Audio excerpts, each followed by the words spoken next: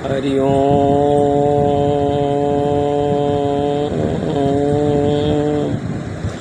हरि ओम।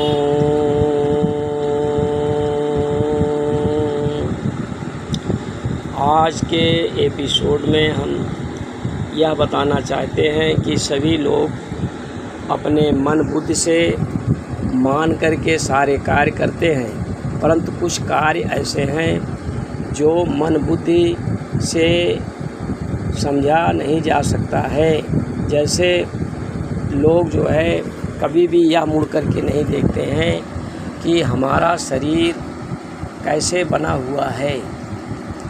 अपने शरीर के बारे में कभी भी यथार्थ जानकारी नहीं जुटा पाते हैं।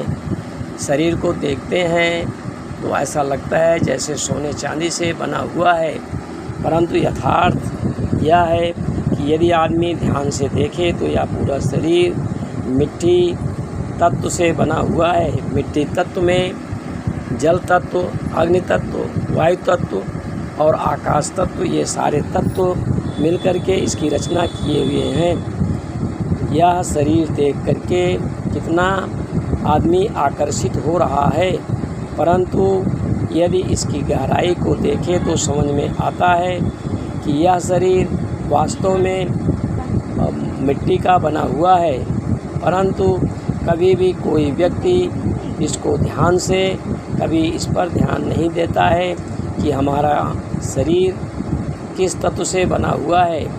परमात्मा रूपी शक्ति इस शरीर को बनाया है। परमात्मा की ऐसी व्यवस्था है कि उस व्यवस्था में सारे शरीर की रचना होती है, परंतु यदि व्यवस्था ना हो तो शरीर की रचना संभव नहीं है। जैसे पेड़ पौधे इत्यादि की उत्पत्ति ज़मीन में से होती है, मानव का उत्पत्ति, जीव जंतुओं की उत्पत्ति इसी प्रकार से अलग अलग तरीके से होती है। यदि ध्यान से देखें तो आपको ये पता चलेगा कि हमारा शरीर किस तरह से बना हुआ है। बहुत मुश्किल से यह समझ में आएगा कि केला, आम, चीकू, अन्य पदार्थ जैसे फल, फूल, पत्ती, तना, शरीर, जीव जंतु आदि की शरीर की रचना सारे मिट्टी तत्व से ही मिलकर के बना हुआ है, जिसमें अग्नि तत्व, जल तत्व, वायु तत्व तथा आकाश तत्व इत्यादि का समावेश है।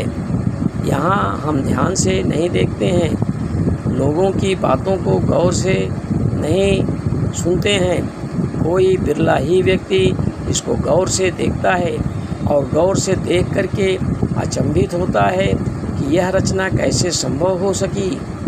परंतु कुछ लोग ऐसे हैं जो इस बात को भी मानने को तैयार नहीं हैं। कुछ तो समझदार लोग इसको इस तरह से मानते हैं कि यह प्रकृति है, प्रकृति सब कुछ कर रहा है।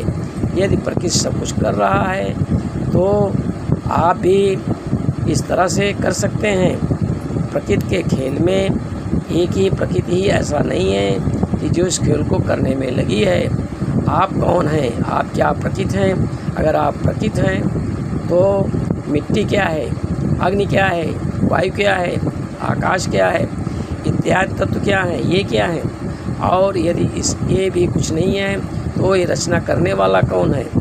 आप देख लीजिए, यदि आटा पिसा करके घर में रख देते हैं और उसको कुछ दिन के लिए रख देते हैं तो आप देखते हैं कि वह आटा धीरे धीरे जीव के हवाले हो जाता है। छोटे छोटे जीव उसमें आकर के उसको खाने लगते हैं, परंतु आपकी रोटी नहीं बन पाती है। इसीलिए यह कहा जाता है कि परमात्मा सदैव है।